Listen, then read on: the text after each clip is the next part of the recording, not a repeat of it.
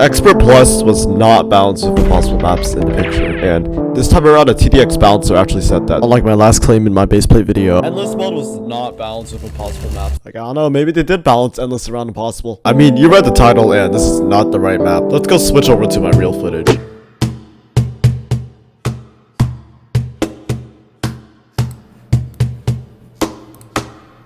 Now, I'm not going to ramble too long about my loadout since you're going to see every tower's purpose eventually, but what you do need to realize though is that Cryo Blaster is 1000% necessary. Since for some reason you can freeze everything on Expert, I don't know why. Sorry, I keep reusing this song in my videos, but no, it's just kind of fire. Now, this is when I get my first Cryo Blaster, which is going to hard carry me through the early game like I said.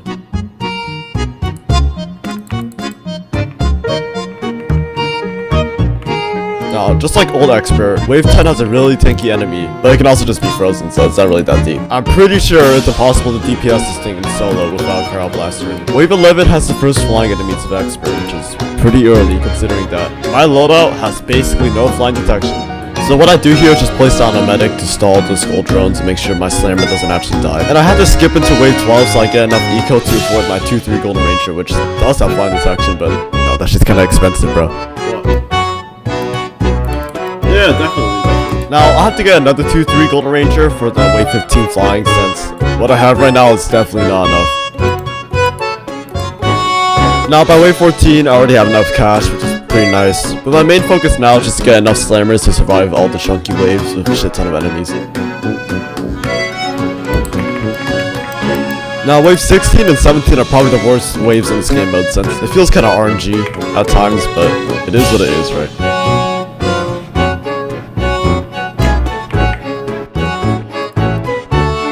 Now, Wave 17 is pretty interesting because I can freeze the jumper, but not the stealth jumper, so I just gotta pray that he doesn't jump into my base or some shit. Now, I have to get another 3-2 slammer here because genuinely I have no idea why, but these quicks have like 100 HP each, and there's another jumper on this wave, so I just have to set Cars to last. Now, Wave 19 has a ton of stealth enemies, but my Cryo Blaster doesn't have stealth, so I saw the slammer that I got like literally last wave in order to get max Cryo.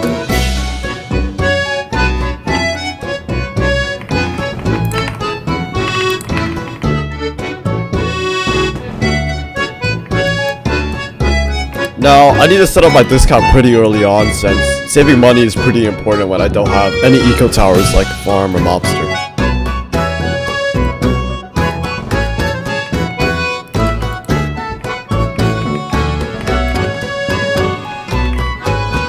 Now that we got enough crowd defense, it's basically time to transition into boss DPS.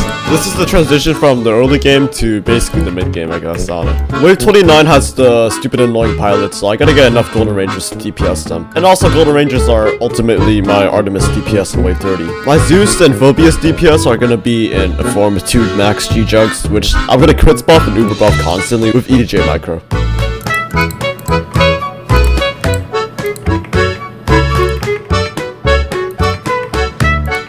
Just so you know, going into Wave 29, I go on 1x speed because I don't want to mess anything up with no rewinds.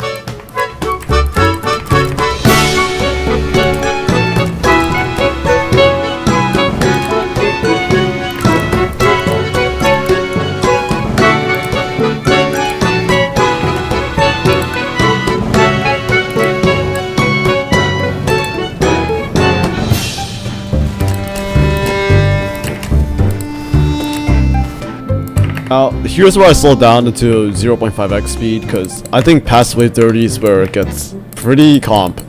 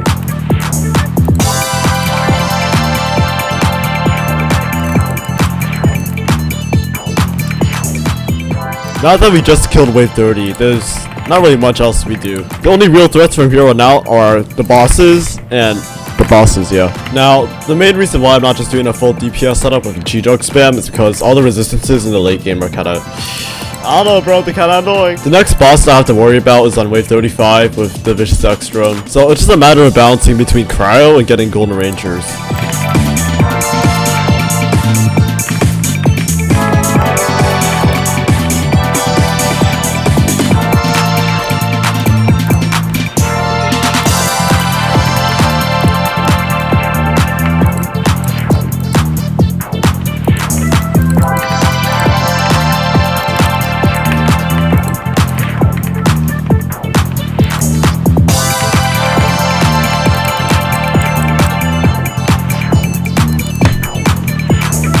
Now, the X drone has the same issue where if it dies on top of my defense, then I'm just gonna lose a few $100,000 for basically no reason. These bosses are just all about controlling your DPS and making sure you don't do too much or too little. As soon as it hits this rage threshold, which is like around 56,000, then that's when I start crits buffing and EJ buffing.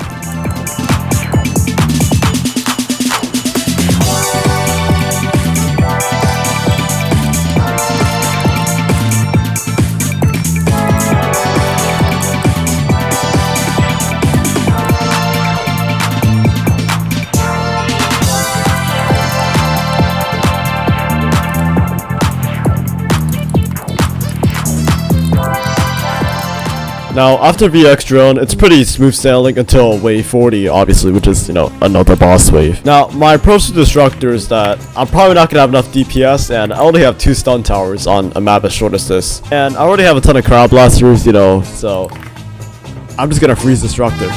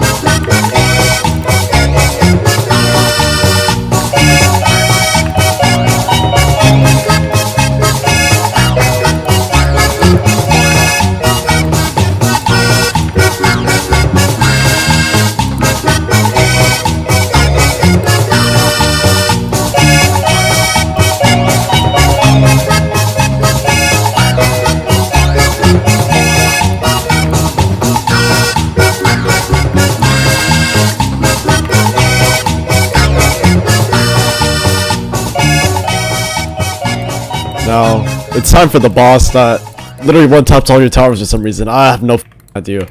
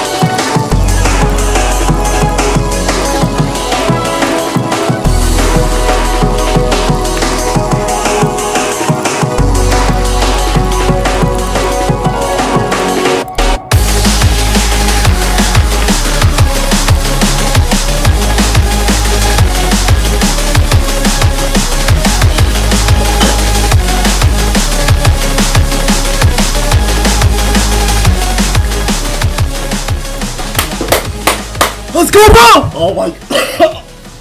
Fuck!